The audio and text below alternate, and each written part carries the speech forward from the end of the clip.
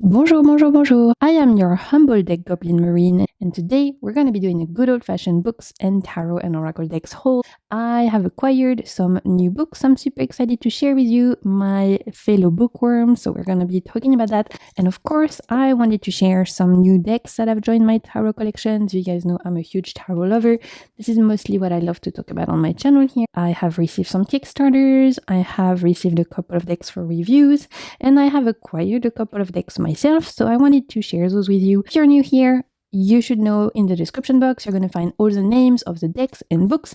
If you're ever thinking, what the heck is this French frog saying? It's all going to be in the description box. Down there, you will also find the link to my second channel, The Waves of Your Soul Readings, where I post pick-up high readings, monthly guidance, and where I put all of these decks to good use. I would love to get to 1,000 subscribers before the end of the year, so if you can help me make that happen, that would be wonderful.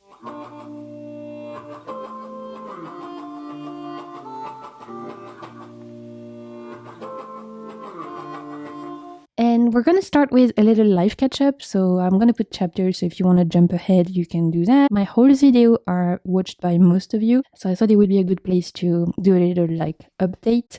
You might have seen that I've been a little bit quiet in the recent months, and just overall this year. You guys might know I've been really struggling with chronic illness issues, chronic pain mostly, so that's still going on and getting in the way of me creating content. The other thing that has been taking a lot of my time lately has been me taking care of a little foster dog. I've posted some update on my community page, so a lot of you will have seen it already. He is a little rescue, was found in the street, bitten and starved and in very poor shape, but he is slowly coming back out of his little shell. And whilst it's still very hard to pet him, he's definitely turning to be a very cheeky, playful and lovely soul, and he is healing my heart as much as I am healing his. The little dog is doing great. I just wanted to give you guys a little update where of course, gonna have to be super patient, still very traumatized, and it's gonna take a lot of time for him to trust humans again after everything he's gone through, which we can only guess has been very horrible. It's been wonderful to see him turn into a little cheeky boy, and he's doing good. I wanted to touch on the last reason why I've been more quiet lately, and it's because of the very strict and ridiculous YouTube restrictions that have been put in place regarding art in general, specifically regarding nudity. The algorithm that is directed by YouTube's AI is now extremely strict on what it considers to be of sexual nature.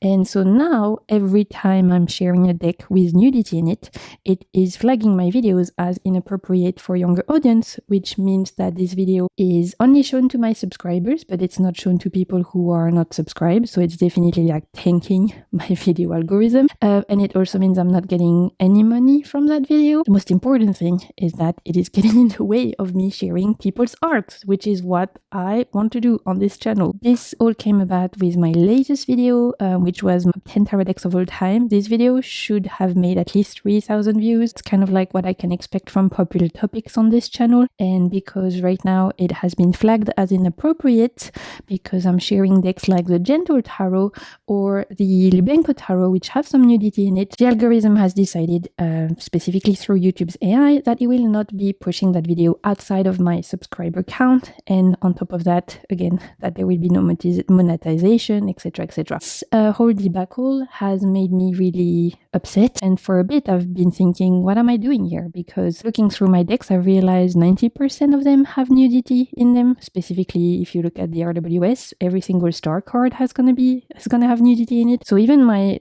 classical decks are gonna get flagged now. And I had wonderful answers from everyone telling me I can put washi tape on the card, I can hide the card, and thank you so much to everyone who suggested solutions. I'm definitely gonna be doing that, but it's effort that I shouldn't have to do. I don't understand why I have to hide people's work, especially because I've noticed it's always female presenting bodies that get flagged as being devious or, inappropriate. That pisses me off. Patriarchy is bad enough. So now even tarot decks that celebrate the feminine wisdom or female presenting bodies get flagged. So that's already making me feel female rage to the max. I'm like Hades in Hercules, Disney movie. I'm full of flames. And also I've noticed every time I've been flagged, it's when I'm sharing decks from indigenous artists, from queer artists, or that depict bodies that are BIPOC. So it's either female presenting bodies, queer bodies, people of color, and that pisses me off. It's been a huge roadblock in my YouTube journey because whilst there are solutions, like I know you guys have told me I can put washi tape, I can hide things, I don't feel like I should have to do those things. And yet if I don't, my channel could get deleted. If I get another strike, I could lose my channel. Obviously that would be a huge loss for me, for all the time and effort I've poured into it. And that also is making me feel very sad for all of the artists that I'm unable to share their work of, purely for the love of art. I definitely needed to take a few days after this whole debacle happened in my latest video, because I was almost to the point of like, what am I doing here? Do I even want to continue this channel and continue sharing decks I love if I'm not even able to continue sharing artists I love to the full capacity? If I have to hide half of the deck, if I have to put washi tape on top of things, if I have to put emojis in editing. Not only that, but obviously, as you guys know, I navigate the waters of chronic pain. I live with pain every single day. I live with invisible disabilities. Already making content for me is hard.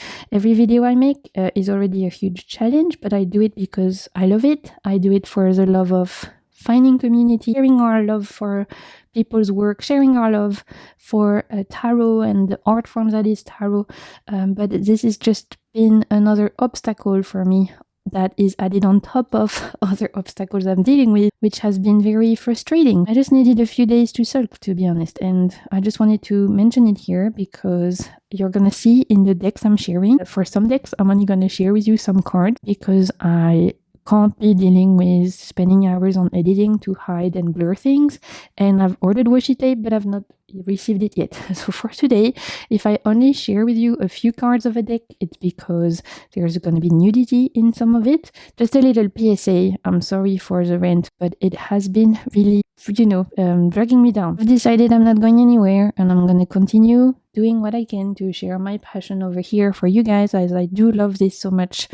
You guys are my little windows to the world. When the days when I'm bedbound and I can't leave my bedroom, I feel so lucky I get to exchange with you on our common passion. So I'm not going anywhere. I'm going to continue sharing in this space and do what I can to continue sharing the work of artists that I admire, that I love. But I did want to take a moment to grieve and get mad, which I think is totally okay. Hopefully the YouTube's AI will get better eventually at recognizing what is art and what is devious sensual stuff.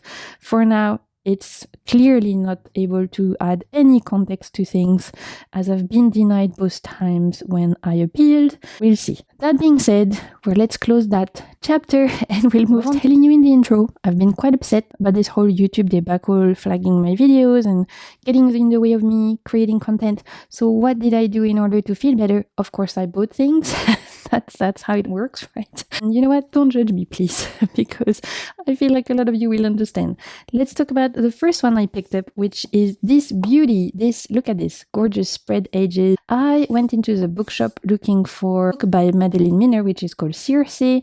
You guys will probably know this. It's a retelling of Circe's story, originally written in English. Obviously, this is a French version. What I found instead is this particular edition, which is not just a book about Circe, but also includes Achilles' Song, which is another book by Madeline Miner, another mythology retelling. And when I saw that they did that, it was a no-brainer because I've been wanting to check out Circe's book for ages, and seeing this gorgeous edition with both Achilles' Song and Circe in it, I just had to do it. So this is obviously the French version, and actually the price for all these spread edges, I think I paid like 18 euros for this. So really, I think pretty good price considering how much books can go lately, especially as soon as they're spread edges. It can be a little crazy. It's hardcover, and a lot of you have been telling me to read Madeline Miller's Greek mythology retellings. So if you have read them, let me know in the comments, and I've been meaning to get into this one for ages, so I'm super curious. Normally I'm more the kind of girl who reads like the Iliad and the Odyssey, like the traditional text. I've not read a ton of retellings, but I've been again told by a lot of you to check out her work, so I'm excited to read both of these books. I've been meaning to branch out a little bit. You guys know I read a lot of fantasy, but I've been slowly getting into more historical fiction, which I also really enjoy. I just read less of. In order to remedy that, I actually ordered a trilogy online in English, which finally arrived. Oh, let me pick it up. It's super heavy. We have The Wolf Den by Elodie Harper, which is the first book. We have The Temple of Fortuna, and finally The House with the Golden Door. This is a finished trilogy, and this is a historical fiction book that is based in Pompeii, and that follows the story of a woman who has been taken as a slave and who is working in a brothel and who is like trying to navigate her life. And I have heard only amazing thing about this trilogy for this period of time around Pompeii, ancient Greece, ancient Rome, all of that. This is meant to be one of the best historical fiction written. It follows the story of women who are going through trials and tribulation. I've heard it's honestly heartbreaking, moving, wonderfully written. I've not heard anyone say bad thing about this trilogy, so I'd love to know if you guys have read these. If you have, let me know in the comments what you thought. I'm really pumped about these because, like I said, I've been really wanting to up my game when it comes to historical fiction. Continuing with my recent book acquisition and me trying to branch out a little bit from my fantasy and sci-fi. Ever since I actually did a year of study in Montana, I was doing English studies there, English literature, specifically American literature, studying the great American novels. I was told to read this book, and at the time we didn't get around to it, so I finally decided to pick it up. I have the French version, and sadly the French version is divided in two. I hate when they do that. I'm talking about Lonesome Dove by Larry McMurdy. I'm not sure how you say that. Larry. Anyway, this is book one. You guys in English can get Lonesome Dove as one book. In French, like I said, they have split it in two. This is a Western story. Apparently one of the best, if not the best Western story out there in terms of, again, historical fiction. I was recommended this book by my English professor, English literature / American literature professor, years and years ago, and so I decided to finally do it again. It's supposed to be like one of those stories that stays with you, follows the lives of pretty much the last cowboys who are going on a big travel to, I think they might even be going to Montana, and they have to like set up a ranch there or something. This won a Pulitzer Prize. It's supposed to be one of those great American novels, so I'm excited to check it out. I need to order book 2, and again, I'd love to know if you guys have read this. I've never read any Western. I've read quite a lot of American literature, but I've not read any Western. So definitely this is way outside my comfort zone, but I'm trying to be more well-read and to read more diverse story in the sense of like outside of my usual genre. So I decided to finally do this. Let's finish with, of course, a little bit of sci-fi and fantasy. It wouldn't be a book haul from me if there wasn't a bit of sci-fi and a bit of fantasy. I'm still me at the end of the day. I'm trying to branch out, but I still have my comfort zone, right?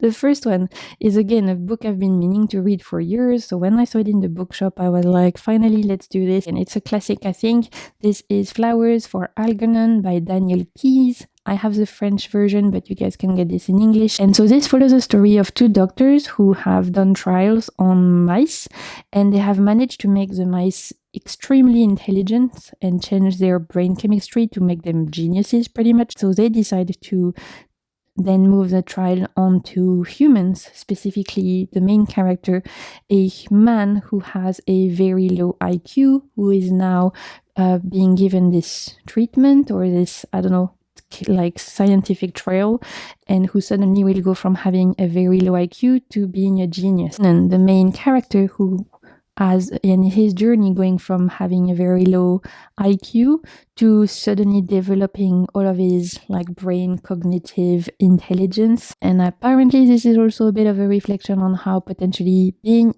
smart doesn't necessarily mean being happy, and how sometimes knowing too much or understanding too much might not be a recipe for happiness and contentment. I'm not sure, obviously I haven't read it, but I have been told to prepare tissues for this one. I've been told to prepare tissues. Apparently this is heartbreaking when it comes to sci-fi, really one that will pull at your heartstring and crush your soul. And I was like, say no more. I love to cry, so I'm excited. And finally, the last book I have to share with you is the only one that is by a French author. All the other ones was by like English-speaking writers. This one is called Martyr, or Martyr, as I guess you guys would say in English, by Oliver Perroux. This is the first book in a trilogy and very typical high fantasy, set in medieval kind of world. This follows the story of two brothers who come from a tribe of assassins, but the whole of their people has been extinct. They've been like exterminated, I guess you could say. They are some of the last survivors, and they're trying to live in this city and hide away and just try and live a low life and quiet life, trying to not ruffle any feathers, trying to live in the shadows until they are being targeted by an evil person, I guess, and they are being wrapped up in some kind of like conflict without meaning to, that is turning out to have huge ramifications. Again, I've not read this one, but I've been told Oliver Perroux is absolutely a French author to read when it comes to fantasy. This is one of the French fantasy trilogy that is the most rated. The 3 books are out. It's a little bit gritty and dark. It's been compared to me to Joe Abercrombie and John Gwynne, that kind of like those kind of fantasy books that can pack a punch, right? That can be gritty and dark and moody, and I really like that. So definitely not a cozy read from what I'm understanding. I think it's gonna be potentially a little bit gruesome, but I really enjoy dark fantasy with like heavier themes. So I'm super excited, and this was one of my authors to read, to discover. So I've picked up the first book. Again, if I have any French readers who have read this one, let me know. I was happy to discover new French authors, especially when it comes to fantasy authors, so I'm excited to read this one. And that's the last book I wanted to talk about today. So let me know, you guys, if you've read any of them, if you've heard of any of them, if you have any of them, or let me know the books you've been reading lately. I have just finally finished the Liveship Traders trilogy by Robin Hobb. It was amazing. I love Robin Hobb. She's a queen. I really enjoyed that. So finally finished the Riyria Revelations by, I forgot the name, but another fantasy trilogy that's amazing. For my fantasy lovers, definitely check out the Riyria Revelations. It's really great. Dwarves, elves, magic, friendship, badass female characters, even though it's written by a man. We love that. Really, really enjoyed that. I think Michael Sullivan is the name of the author. I can't remember. I'll put it down below, but absolutely love that. So just finished 2 huge trilogies. I'm ready to start another one, and so I'm excited. I've got options now. As I mentioned in my intro little live catch-up, if you haven't watched it, I invite you to go back so I explain to you what's going on. I will only be sharing with you today some cards, as I'm really not wanting to get another YouTube strike right now until I get my washi tape and can hide the cards that YouTube's algorithm is flagging right now. So the first decks I wanted to share with you today are the Cyan Sigils and the Cyan Tarot by Luciana Peña. This is co-created with Artisan Tarot, who actually are the ones who sent this to me for review. So I've dedicated a whole video about this couple of decks. I've been using them for the last over a month now. The video has been out for a while. So I'm going to share with you what I can, but this deck is pretty much a combo of decks. We have a sigil deck, which is fantastic. It's been living on my altar. I've been loving using this, like a little accompanying oracle. And then the tarot is actually a very witchy, feminine, powerful tarot. Again, I've dedicated a whole video about this deck, so I'll leave it in the cards. I'm only going to share it quickly with you today. And this one definitely has some cards YouTube will not like, so I'm only going to share with you a few. But as you can see, it's inspired by the RWS art style, except Luciana has added more diversity, some elements of famous people, like we have for the Queen of Wands, we have Marie Laveau. For Justice, we had Joan of Arc, and this is a very witchy, alchemical, occult, powerful deck. I've been really enjoying it. Again, I'm super sad that YouTube striked the video of me doing the review for this one because I think a lot of people would enjoy this deck. Sadly, it makes the video a little bit harder to find, but for those of you who've seen it, you seem to really enjoy this deck as well. And even though this was sent to me for review, you guys know I always share with you my full thoughts. Just because something is sent to me for review doesn't mean I'm necessarily gonna like it, and I will always tell you the truth. But this one I've been really, really enjoying it. I think it's well constructed. I think it's clever. I think it's powerful. It has a point of view. It's original, and it's really beautiful. So I've been really enjoying this one. Again, if you want to see the full deck in detail, you can go and check out my review. Beautiful work here by Artisan Tarot and by Luciana. The guidebook is great as well. And working with both the sigils and the deck together has been a great experience. I've really enjoyed working with those two. Here are the backs, same backs as the sigil, just different colors. And I love the little blooms. Perfect for the season coming up, right? I'm going to continue using them, specifically the sigil. It's been wonderful to add to my workings and to my altar. Let's talk about Kickstarters first, as I have 3 Kickstarters that arrived. The first one is this beauty, the Discovering Beauty Tarot by Sophia Litwack. Beautiful deck. I know a lot of you backed this deck. I think it was quite popular on Kickstarter, and I'm so happy because this is a wonderful creation. Pretty sure now that the Kickstarter is finished that you can get this deck. Here are the details. You can see sophialitwack.com. I think Nicolas from Salon des Arcanes also is stocking this deck for those of you who are looking for that. Again, this is one of those decks that is presenting a lot of female bodies, and you know, it's a very feminine deck. It has a lot of nude images, so we're gonna have to be very careful what we share here, which is super annoying, but that's how it is. First up, can we talk about this gorgeous box? How beautiful is this? The attention to detail, I cannot. Absolutely gorgeous. For the guidebook, it's full text. We have a little bit of text for minors and for majors. Quite simple and straight to the point, but even if you're a beginner, at least you're not left to your own devices. As you can see, this deck has been categorized by elements. So instead of cups, we have water. For wands, we have fire, etc., etc. For the majors, we have a couple of renaming, I think. For Hierophant, we have tradition. And then I think for judgment, we have something else. Awakening, yeah. Nothing, and the world is the earth. So nothing too complicated. The one bit that will take me a little bit more time to get used to, because you guys know I suck at renamings when it comes to court cards. It's like I'm missing some brain cells, right? I don't know why.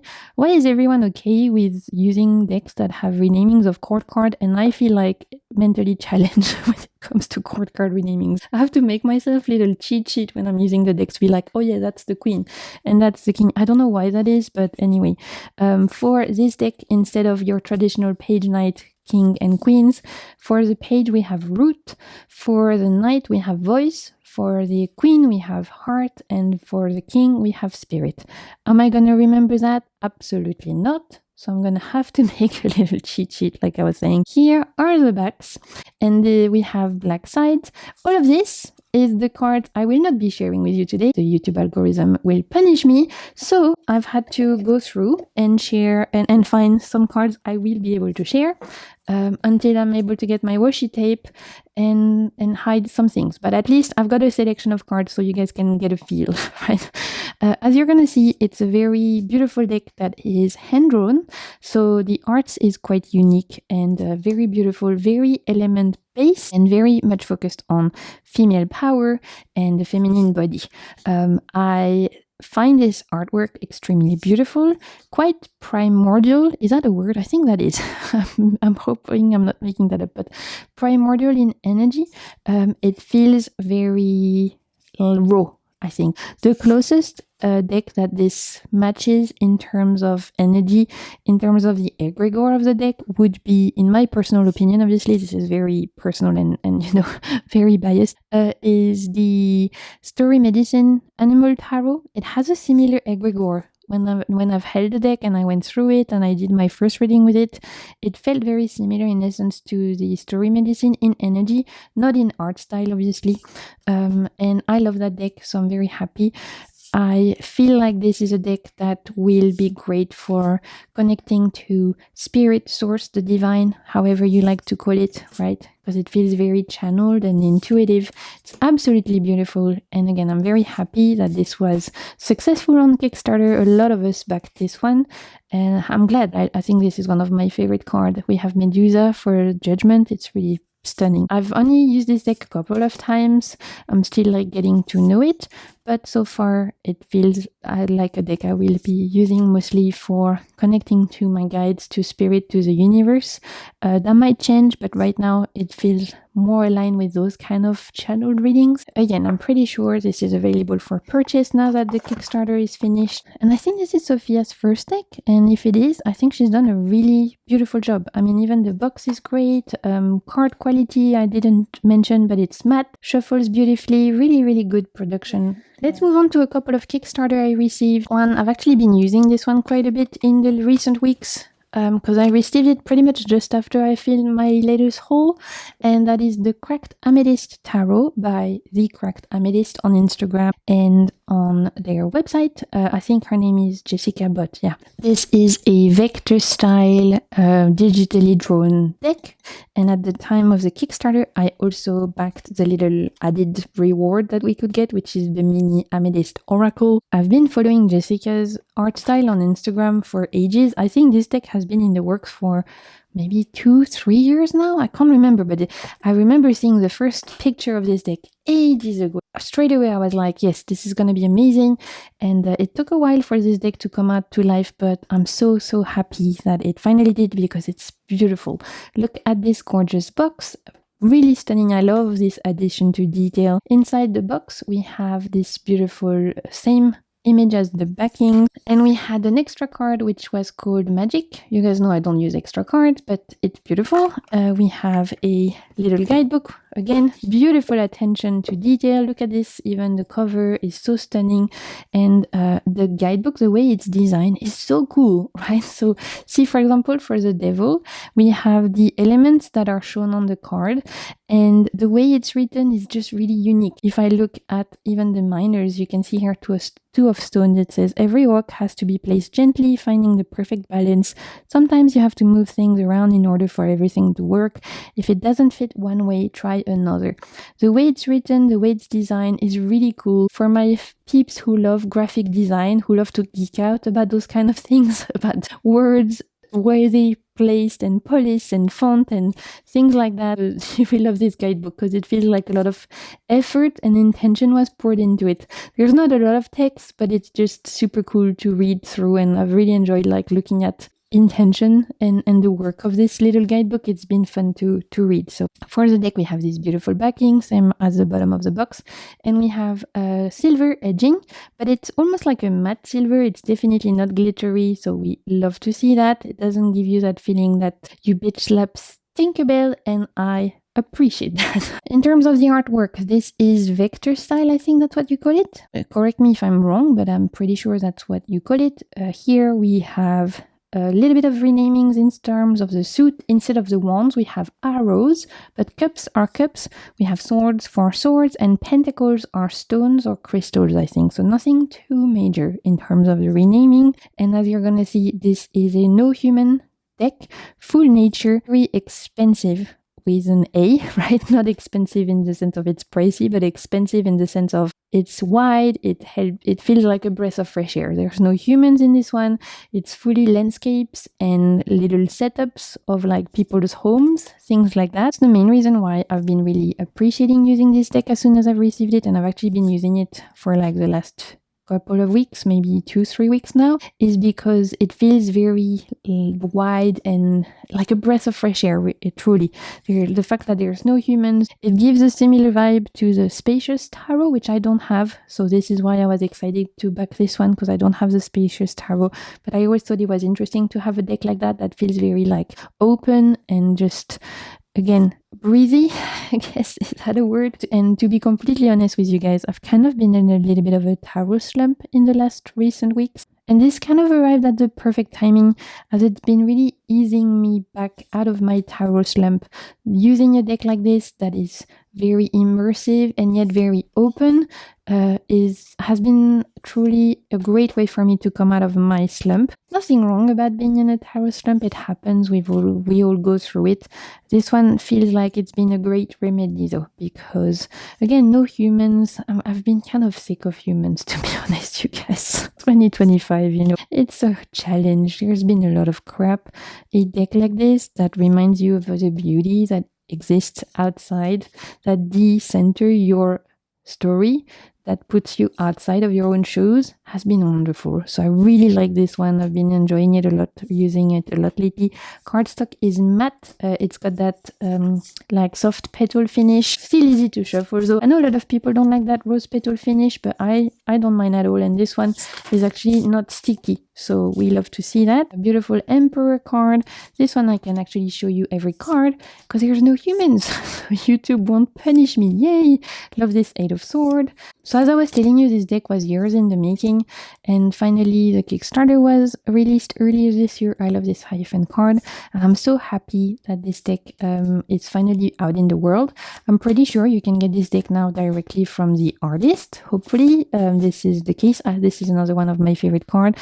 We have the Four of Stone. It's beautiful, and the Chariot I also love. I actually shared this deck on my stories on Instagram, and a lot of you commented on it saying you loved it. And I'm not surprised. This is a gorgeous one for anyone like me who couldn't get their hands on the Spacious Tarot. Anyone like me who's in need of a little bit of a breath of fresh air, who wants a deck that kind of removes the human element and helps you connect back to simpler things and nature and landscape. I think this is wonderful. My favorite suit, I think, is the cups. It's really sweet and really cute. So that's the tarot. Beautiful. Oh, I love that one as well. 7 of Arrows or 7 of Wands. Really cool. Reminds me of the Lord of the Rings, right? With the battle in the Two Towers. Anyway, I'm a nerd. What can I say? The Oracle. Let's talk about the matching Oracle. This was, I think this might be a Kickstarter only. I'm not sure. This I'm hoping you can get. This one I'm not sure if it's like available for purchase, but it's a cute little Oracle deck that is really sweet. And I've been using it as well, actually carrying it with me. It is one of those very straight to the point, one keyword, one images, but it's been a great reader for me. I've actually really enjoyed carrying this one around. It's been living in my handbag, and I will definitely be using this one on my second channel, The Waves of Your Soul Readings. It's tiny, tiny, tiny. So if I could have gotten this as a full size, I definitely would have preferred that.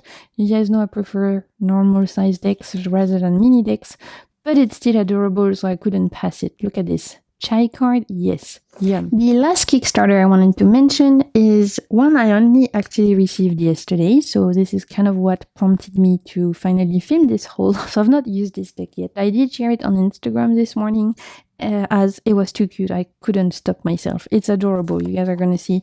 It is the King's Theater Tarot.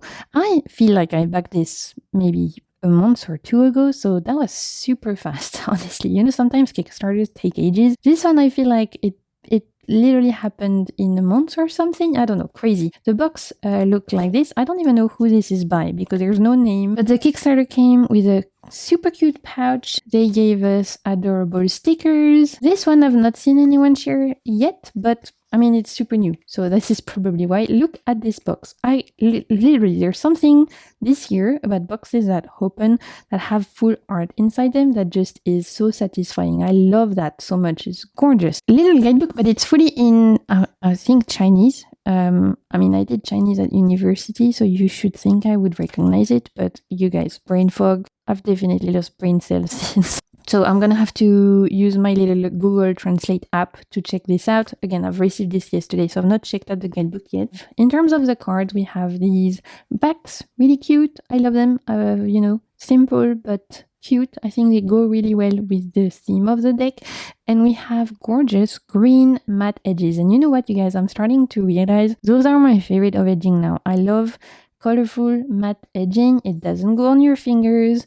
It doesn't really go away with time. It doesn't chip, and it still gives a little bit of a touch that's finished. I am realizing my favorite kind of edges are the colorful matte one. You're gonna see this is a very cute deck that depicts this little human being with animal friends. And so it gives that feel of like found family. There's oftentimes a black cat, there's oftentimes a little goose, sometimes there are little sprites. And so it gives that vibe of like found family, but an animal friendship, but also a ton of whimsy. We have these little cute, I don't know what they are, they remind me of Zelda's Korok a little bit. And if you are new to my channel, you might not know this, but I love decks that follow a character that takes them through and that takes us through a world. I love those kind of decks where you follow a character or two and you see them evolve in their world. There's something really special about that. For example, one of my recent favorites from this year has been the Forest Spirit Imprint Tarot, which gives that similar idea of a little girl exploring a world, and we follow her and as she meets other beings and stuff. With this one, it gives that similar storyline, I would say, which is something I really enjoy. I love the fact that it feels like paper. This is what this whole theater vibe is giving. It gives almost that paper puppet vibe. And the theater you would create as kids when you would cut little puppets and you would put on show. I'm sure I'm not the only one who used to do that. So I like the fact that some of the elements feel like it's made out of paper on top of paper. I don't know. I find that very charming. And of course, it's adorable. I mean, look at this Four of Pentacles. So honestly, when I saw the Kickstarter, I saw a couple of cards and I was like, yep, add to cart. I think at the time I was going through I was deep in my worst chronic pain time of the year. So I probably needed a little bit of a cheer me up kind of vibe. And this felt perfect at the time. And you know what? Now I've received it. I have zero regret because it's adorable. Look at this Two of Cups. It's so cute. Honestly, 2025, in terms of tarot, has brought me some of my best cute decks. Like I said, Spirit Imprint, Lost Fairy. We have this one now, which is called the King Theater. There's so many. We have Magical Arcana, Vienna from Soul Shadow. Look at this Ace of Cups, you guys. I can't. How cute. It's so cute. Honestly, some of my best cute decks have come out, or at least have joined my collection this year. And I think that's the perfect medicine to the bull crap that has been 2025. We have two sun cards. We have this one, which is okay, but there's another one. I don't know if we've passed it yet, with a goose on it. And as soon as I saw that, I was like, yeah, that's gonna be my sun card right there. I love it so much. We need to find it if we haven't seen it yet because it's cute.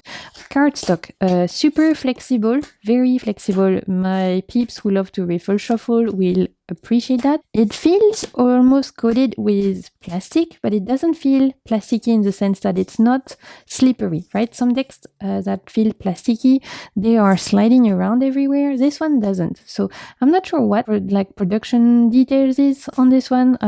Maybe check out the Kickstarter page if you want the detail. And I'm pretty sure that now the Kickstarter is over, you can get this deck in any kind of shops that resell and supports Chinese creators. Usually websites like Vermilion Collection and Tevada will be selling decks that are by Asian creators, specifically Chinese creators, I think. So I'm pretty sure you'll find this deck available there. I love this Knight of Pentacle with the little sheep. It's so cute. There it is. Look. So cute. I love this one. So yeah, I'm gonna keep this in the deck. I love her so much. So really happy I backed this. Honestly, I didn't expect much when I did. Again, I probably was feeling very low and in a lot of pain and I needed a smile. Ended up being perfect and I'm super excited. I told you this would be an epic video. So if you're still here, thank you so much for hanging out. This is actually the only mass market deck in this haul. I'm waiting on a couple of other mass market decks order, but they haven't arrived yet. And it is the Tarot Disassembled. Originally an indie deck. I always was thinking of picking up the indie version and then for some reason I didn't. I don't know why. But then when I found out that this was coming mass market, I was like, well, this is a no-brainer. I'm gonna check this out. The one thing, you guys, that I find very strange, and this is no shade to the creator, I'm sure it's not the creator's fault. It's probably the decision from the editors who, by the way, who made this one? It's by, you guys, Red Wheel Wiser. There's no guidebook in this. When did we start selling tarot decks without guidebooks? That I find that very strange. I know there's a separate guidebook that you can buy and it tells you when you open this, you get a little card. You get an extra full card. So there you go. And which is the same. So I don't know why we get two. Literally, unless you can tell me a difference, maybe it's me being stupid. I don't see a difference. It's that game. Find the difference. I don't see it. You guys tell me what's going on here. I don't know why we get two full cards. I'll probably use mine for bookmark. I'm always needing bookmarks. So I'm not mad about it. Get this card that says you can buy a separate guidebook where books are sold, which is probably like a big book, which is fine. That's great. We get that. But I don't think it would have cost that much to make a little leaflet with keywords. Because I'm thinking if it's someone's first deck, how are they going to read this, right? It feels like a little leaflet with keywords wouldn't be that much more money, and yet probably would have made the customer's experience better. Even Los Scarabeo decks have little white books. We don't need 1,000 things, just a couple of keywords would be enough. I've never purchased a mass market deck that didn't have a guidebook in it. Literally, that never happened to me. So even just, like I said, a little white book with keywords or whatever. So that feels strange. But anyway, backs are fully reversible. They're quite cool. And again, we have colorful matte edges. You guys, I'm telling you, this is the way forward. It's gonna last. It gives a little bit of a unique touch. I love that. The cardstock is matte, and I've not shuffled it yet, as you're gonna see, but feels like good quality, honestly, for mass market, so that's nice. Tarot Disassembled, as the name suggests, takes the RWS symbolism, removes the characters, and just breaks things down by the most important symbols on the card. So, for example, for the magician, you remove the magician, but you're left with the table, all of his tools, so pentacles, wand, cups, sword. You still have the lemniscate, you have the flowers. So it's quite a unique and very cool concept. We didn't see anything like this when this came out. And again, when it was indie, I was always curious about this. I had heard good reviews from like my fellow tarot readers. I had a couple of friends who really enjoyed this one. They said it was great for career readings and readings of day to day, or readings when you want like sharp shooting answers, because it's quite pared down, or it's not minimalistic, but it's quite straight to the point, I guess you could say. And so for that reason, they found it really great for day-to-day readings, or for divination prediction type readings where you just want to get clear, concise answer. You're not trying to pull something out from the ether. You're not trying to necessarily get a conversation with your guides or whatever. You want like clear, concise, straight answers. Apparently, this is great for that. As you can see, I've not used mine yet, so I can't tell you how it reads. I'm just passing on my friends' comments. But I'd love to know if you guys have any comments about that. If you have this deck, what kind of readings do you do with it? How does it read? What kind of spreads have you done with it? How do you find it? I would love to have your thoughts. I love the colorful background. I love the limited color palette, but it feels quite poppy, and I'm excited to see how this reads. Is this a deck I would recommend to beginner? Maybe, but if you need the RWS next to you, I think, to not be lost, and also obviously you need a guidebook because otherwise it's going to be a bit of an issue. But if you are a fan of the RWS, or someone who just is quite familiar with it, you'll have no issue reading with this. All the symbolism is there. For the Knight of Cups, we have the horse, we have the cup, we have the fish, we have the water, the armor. So it's a really cool concept, I think. One that a lot of people will have picked up now that this is mass market. I love the flip-flops. I don't know if they're meant to be flip-flops, but they remind me of flip-flops, so I like that. Book also, please let me know if it's worth purchasing the accompanying book. If you guys have that, if it's worth it, or I'd love to have your guys' opinion. It's always interesting to hear your guys' thoughts. So if anyone has the book, let us know in the comments if it's worth it, if it gives additional layers, or if literally knowing the RWS okay using this. Please let us know in the comments. Help us out. Super cute doggies. We love to see it. And let's finish. We have the knight, the queen with the bunny. I love that. And we have the king with the bull. Really cool. So I know there was an oracle as well. I don't think the oracle has been picked up mass market. Maybe it will. But for now, I'm excited to read with this, see how it reads. So that's the Tarot Disassembled by Jennifer Cooper's two last decks. And these are decks I purchased. These are indie decks I purchased from Salon des Arcanes, which is a tarot shop based in France. Nicolas sells mostly indie decks, although he has mass market decks now. And I really appreciate Nicola's shop because it stores a lot of decks that are not necessarily available to deliver to me where I am. Specifically, like American decks are quite hard for me to get delivered to Reunion. Or Salon des Arcanes shop, as they are based in France, it's much easier for me to get my hands on certain decks, specifically indie decks made by people who are based in the US. I made a little order, and the reasoning behind this order was, congratulations, Marine, for walking again.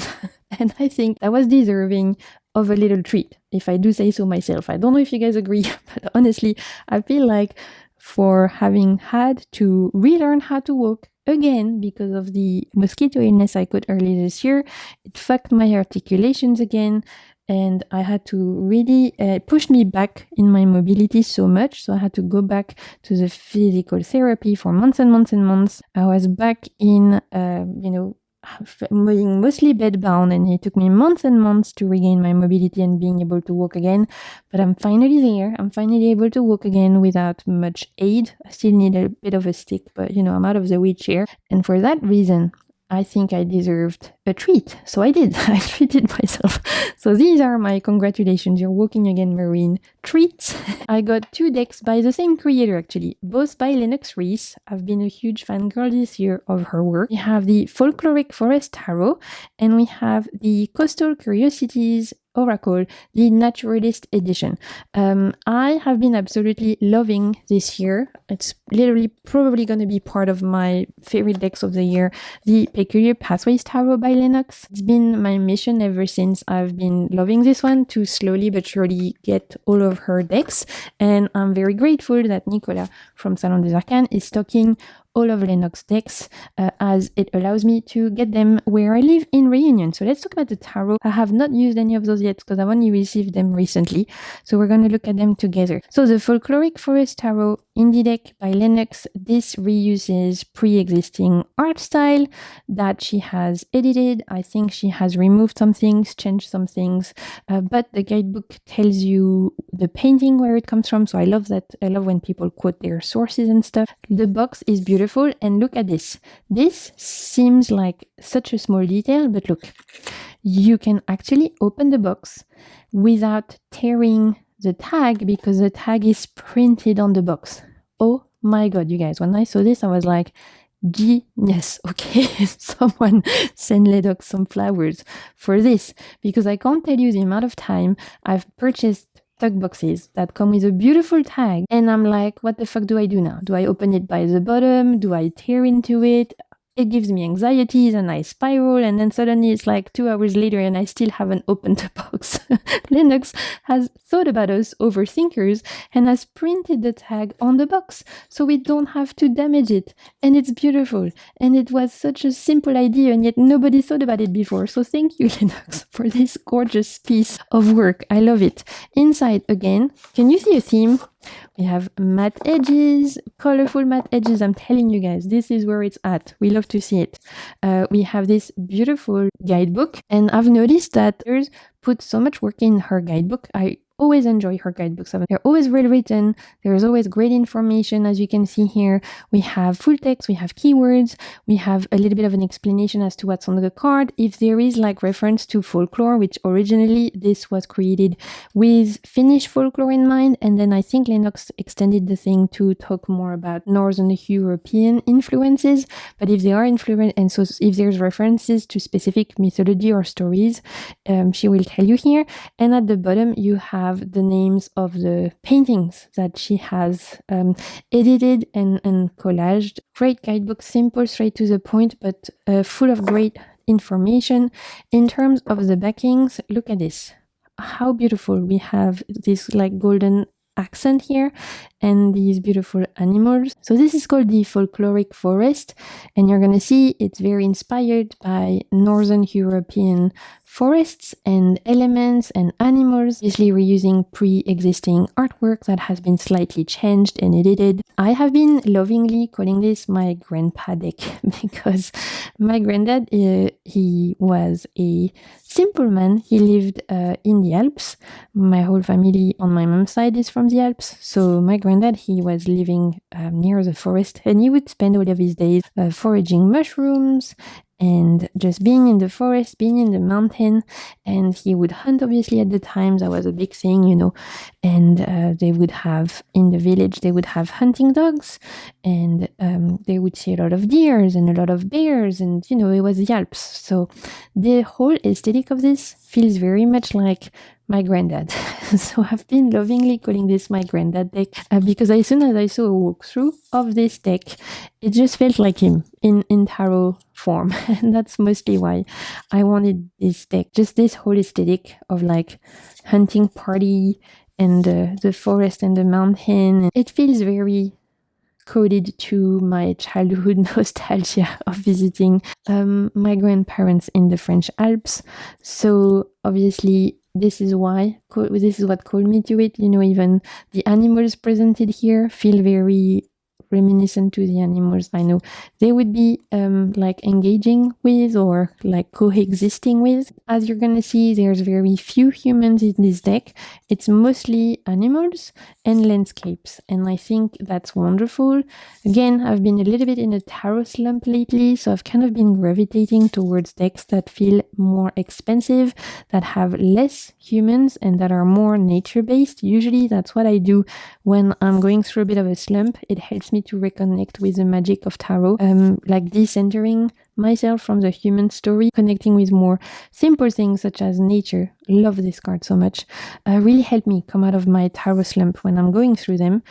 As you've seen, we have element-based suit, so water, fire, earth, and air. Beautiful choices here, I think. Like Lennox has done such a great job finding images to suit each card. I think for those of you who have missed out on the Majestic Earth, I have it. That deck has been out for years, but it was out of print quite quickly. If anyone was thinking that they missed out on it, I think you probably would enjoy this one. It doesn't give me the same energy at all, but that's because, again, I've told you guys, to me, this feels very like coded to my granddad, whereas the Majestic Earth feels a little bit different. But in terms of aesthetic, if you've been like wishing you could get your hands on the Majestic Earth, I think this is a good alternative. It's beautiful. I love the golden detail on the card. It's really cool. At the top, we have the symbol here. And in terms of the suits, while we have animals, we still have page, knight, queen, and king. Thank you so much. I love that so much. I'm sorry, I just really appreciate when people stick to traditional court cards because, again, I'm challenged when it comes to renamings. I can't deal with it. So air suit is particularly cool. This 3 of air, when I first saw it, really like did something to me. It just touched my soul. Really cool deck. So unique, I think, in this aesthetic and its vibes. This 8 of air as well, when I first saw it, it just did something to me, you know. So that's for the air suit. For the court cards, we only have animals. So you've seen for the page of air, we have a squirrel. For the knight of air, we have a fox, which I think is a great choice for the knight of swords. Queen of air, we have a swan, another great choice, I think. And for the king of air, of course, we have I don't know if that's a falcon or an eagle. I'm gonna go with falcon, but still, bird of prey, great choice for king of sword. And finally, let's move on to Ace of Earth. I love, specifically in this deck, the landscapes, the groves, the rivers. That is my vibe. I love this. I want to sit here and escape from the world and just take a book and sit here for a whole day and forget about the rest of the world. Honestly, this whole place sounds like my dream. This is heaven right there. We have 2 of Earth. Let's move on. 3 of Earth. Oh, there's actually a little bit more people in the Earth suit. I hadn't noticed that. For the 4 of Earth, we have El Nest. Great choice, I think. For the 5 of Earth, I thought that was really cool. We have a frog that plays dead, a snake that's about to attack. So here you see the 5 of Earth like vibe, but we also have different butterflies which talk about hope and escape. So I think it's a great choice. It's like it shows the turmoil and sometimes how you feel like you're doomed, but also there's an element here of remembering that you can escape to the threat and to the box you're finding yourself in. So interesting choice for the 5 of Earth, and this is probably my favorite card of the deck. I remember when Lennox shared this on her Instagram, I was like, oh my god, I need this deck in my life. It's so beautiful. I love those raspberries. So let's finish. Quickly look at the last card. We have 10 of Earth, so cute with the little babies. The Page of Earth is a little rabbit. For the Knight, we have a wolf. For the Queen, we have a gorgeous sheep. And for the King, we have a moose. So that is the Folkloric Forest Tarot. The creator is now working on a similar deck in the sense of pre-existing art style that has been changed and edited and curated, but this time focusing on the water element, and I am so pumped, you guys. I will definitely be purchasing. I'm hoping she will stock at Salon des Arcanes, as it's the easiest place for me to get her deck, but definitely wanting to purchase all her future creations because this one is gorgeous. And the last deck as part of this haul is also by Lennox, and it's the Coastal Curiosity Naturalist Edition. I've been wanting the Coastal Curiosity for a while. I can't tell you what the Naturalist Edition does differently, so because I'm a bad YouTuber, you guys know that. So this is the 2025 edition, the first edition of the Naturalist Edition. It has 54 linen cards and a 144-page guidebook. Honestly, I wanted the Coastal Curiosity. I went on the Salon des Arcanes shop. I picked up this. I saw that he had this deck as well, and I added to cart, and I didn't think too much about it. If you guys know what the difference is with the Naturalist Edition, let us know. Again, great guidebook by this creator. Full color this one, and we have impressions with keywords. We have a little bit of a summary as to what the cards mean. The analysis is your message, and the observation tells you why the elements that are on the card are here, like what they mean. So for example, here we have a Witcher basket that contains many discoveries that a fox diligently keeps an eye on while maintaining cover, and this is linked to discover. So I love the fact that we have explanation as to why elements are on the card. It was the same thing with the guidebook for the peculiar pathways, which is great. Love when we understand why a creator decided to add one thing or another. It just helps bonding with the deck. Beautiful backings, and on this edition we have these like sky blue, I think sky blue backs, gorgeous. The sides, again, you guys, colorful, matte sides. We love to see it. I am a fan. These ones are beige, I would say, and it gives this antique vibe, which is stunning. So a lot of you will be familiar with this deck. I'm probably one of the last people to get my hands on the Coastal Curiosity, but I'm so happy I finally have my hands on it. This is gonna go so well with so many of my tarot decks. Obviously, it'll go well with Lennox's decks like the Peculiar Pathways or the one I've just showed you, the Folkloric Forest. But I've also been pairing this one with the Memento Mori Oracle, for example, and they go so well together, like Oracle plus Oracle is wonderful. I have used this with the Revival Art Tarot and it was great. Like, this will go with so many different decks of mine, and I've been actually looking for an oracle deck that I can pair with either decks that use traditional classical art or collage decks, and this will do both. So I'm super excited to finally have my hands on it because I know it's gonna pair so well. I've already done a couple of trials, and on top of that, I love the keywords. We have a really good mix, 54 cards. We have light and shadow here. Again, the guidebook explicitly tells you why each element has been chosen, so why a vulture, etc., etc. And I adore the mix between color and black and white engravings. It was the similar vibe on the Peculiar Pathways, and I've been using that deck non-stop this year. I'm super excited to use this specifically for you guys. I've already thought about a reading I want to do using this deck on my second channel. That's the one card I don't like, you guys, because I'm scared of spiders, but let's move on, especially because it looks like spiders we get here in Reunion, and we are coming up to spider season, so I'm like, ooh, please. no more, but I'll forgive it because every other card is great. And I can't remember what I was telling you. Oh yeah, I'm definitely going to be using this on my second channel very soon. This is my favorite card. We have a raccoon. It's so cute. I love it. I've already thought about a ton of spreads I want to do with this as well. So definitely check out my second channel, The Waves of Your Soul readings. You'll be seeing this one used very soon. And again, if you guys have this one, let me know. I think this one is fairly popular for good reason, so let me know the decks you love to pair with it, the kind of readings you love to do with it. I'm so excited to finally have it in my hands. It was a long time coming, and honestly, such a treat. So I'm super pumped, as I know I'm going to be pairing this one with lots of other decks, using it on its own, using it with tarot, using it with oracle.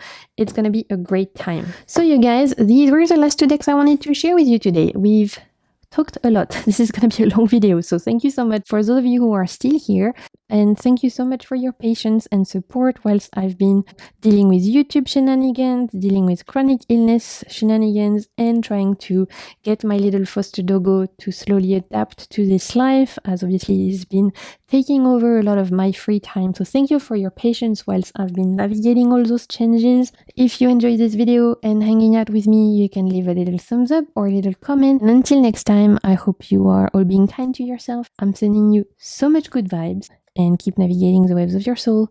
See you soon, Internet. Bye!